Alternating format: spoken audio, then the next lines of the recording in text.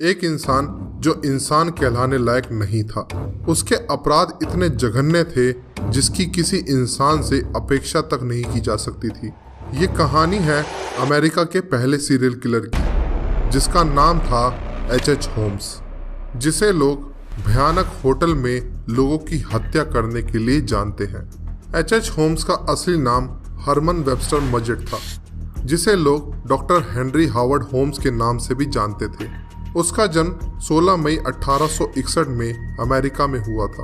Holmes के पिता एक किसान थे और उसकी माँ एक टीचर थी। शुरुआत में होम्स को अपने घर में एक श्रमिक किसान का माहौल मिला। होम्स की कहानी उसके बचपन से ही शुरू होती है, जब उसने अपने पिता की मौत का सामना किया। ये पहली बार था कि होम्स ने किसी डेड बॉडी को इतने नजदीक से देखा था। यही उसके जीवन में एक परिवर्तन की घटना थी, जो बाद में उसके भविष्य को पूरी तरह से प्रभावित करेगी। होम्स एक होनहार लड़का था जो पढ़ाई लिखाई में बहुत अच्छा था और फितरन बेहद क्रिएटिव और शातिर भी था।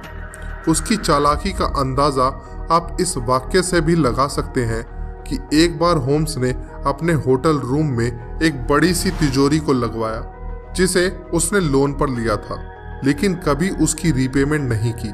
जब भी बैंक उससे पैसे वापस मांगता था तो वो उनसे कहता था कि आप अपनी तिजोरी वापस ले जा सकते हैं, लेकिन अगर आपने उसे निकालने के लिए मेरी बिल्डिंग में कोई भी नुकसान या तोड़फोड़ की तो मैं बैंक और कंपनी पर सू कर दूंगा। जब होम्स 21 साल का था तो उसने अपनी चिकित्सा की पढ़ाई पूरी की और साथ में अस्पताल में उसे एक नौकरी भी मिल गई। इससे पहले होम्स ने इंजीनियरिंग की पढ़ाई भी की थी, जिसे उसे निर्माण और डिजाइन की एक अच्छी सी समझ हो चुकी थी। लेकिन इसके साथ साथ होम्स जवानी से ही कुछ बेहद अजीब कामों में लिप्त था। वो अपनी जवानी के दिनों से ही मेडिकल फील्ड में खासी रुचि रखता था और एनाटॉमी क्लासेस में मृत शरीर की चीरफाड़ करना बेहद सुकून भरा लगता था। साथ ही अपनी जवानी के दिनों से ही वो छोटे मोटे फ्रॉड करने लगा था, और वो भी बेहद चालाक और अजीब तरह के फ्रॉड्स। मिसाल के तौर पर होम्स कब्रिस्तान से डेड बॉडी को चुरा कर लाया करता था और फिर नकली डॉक्यूमेंट्स की मदद से उन डेड बॉडीज को दिखाकर इंश्योरेंस को क्लेम कर लेता था। फिर धीरे धीरे कब्रिस्तान से लाई गई डेड बॉडीज पर होम्स ने अपनी मेडिकल प्रैक्टिकल्स को दोहराना शुरू कर दिया। तब शायद होम्स को भी नहीं पता था कि उसका ये शौक आगे चलकर उसे एक वहशी हत्यारे में बदल कर रख देगा। अगस्त 1886 होम्स अब शिकागो आ चुका था। यहाँ पर एलिजाबेथ एस हॉल्टन्स ड्रग स्टोर में वह काम करने लगा और बाद में आगे चलकर इस मेडिकल स्टोर को इसके मालिक से खरीद लिया।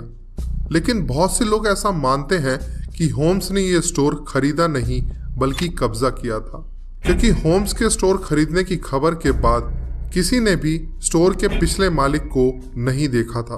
वो कहाँ गायब हुई ये आज तक कोई पता नहीं लगा सका है। कुछ दिनों बाद होम्स ने स्टोर के पास ही एक प्लॉट खरीदा, जिस पर वो एक होटल बनाना चाहता था। होटल जो आगे चलकर एक मर्डर कासल के नाम से फेमस होने वाला था। इस होटल का नाम था एच होम्स होटल। कल्पना कीजिए एक ऐसे होटल की जिसमें आप एक कमरे में बंद हैं और बाथरूम का दरवाजा खोलते ही वहां बाथरूम ना होकर सीढ़ियां हैं जो आपको एक अंधेरे कमरे में ले जाती है, और यहाँ फिर आपको एक दरवाजा दिखता है जिसे बाहर से तो खोला जा सकता है लेकिन अंदर से नहीं। इस कमरे में ना तो कोई खिड़की है और ना ही कोई रोशनदान। फिर अचानक आपको कमरे में गैस की बदबू आती है जो कुछ ही देर में आपका दम घोट सकती है।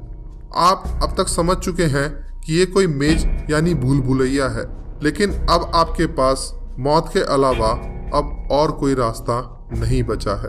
एच होम्स के बनाए हुए होटल का नज़ारा कुछ ऐसा ही था। उसने इस बिल्डिंग में लगभग 100 कमरे बनवाए थे और ग्राउंड फ्लोर पर केवल शॉप्स बनवाई, ताकि तेजी से तरक्की करते शिकागो शहर में लोग आय के साधन तलाशने उसके पास आ सकें, और अन्य 2 फ्लोर्स को होटल रूम्स और अपार्टमेंट की शक्ल दे दी गई। बचपन से ही तेज दिमाग एच होम्स ने इस बिल्डिंग के नक्शे को खुद डिजाइन किया था।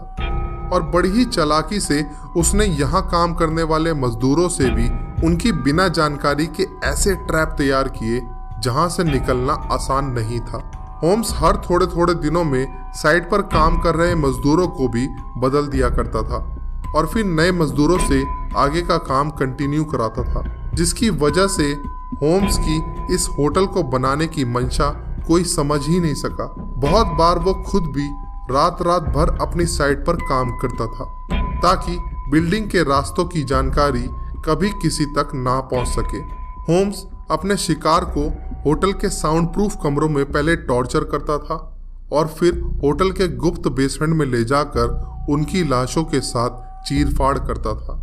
उसे इंसानी शरीर को इस अवस्था में देखने की एक सनक सी सवार हो चुकी थी, जिसके कारण उसने होटल के बनने के तुरंत बाद ही लगभग 8 लोगों को अपना शिकार बनाया था। ये शुरुआती 8 लोग होम्स के लिए एक गिनी पिग की तरह थे, जिनसे वो अपनी बनाई हुई इस भूल भुलैया को टेस्ट कर सके। फिर आया साल 1893, जब कोलंबस अराइवल की 400वीं एनिवर्सरी को शिकागो शहर में मनाया जाना था।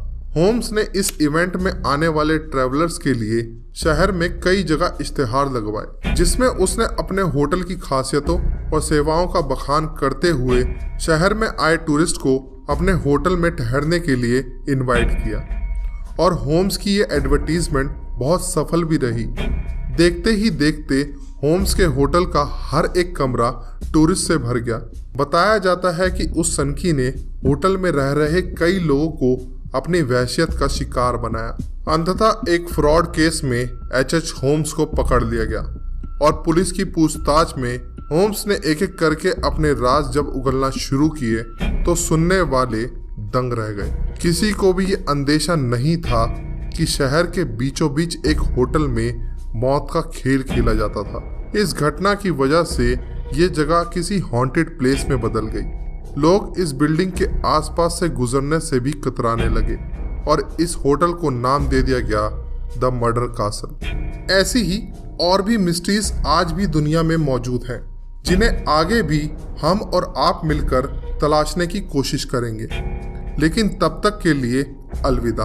अगर आपको हमारी वीडियो पसंद आ रही है तो इस वीडियो को लाइक और शेयर जरूर करें, और यदि आपके पास हमारे लिए कोई सजेशन है तो आप अपना सजेशन हमारे साथ कमेंट्स के द्वारा शेयर कर सकते हैं।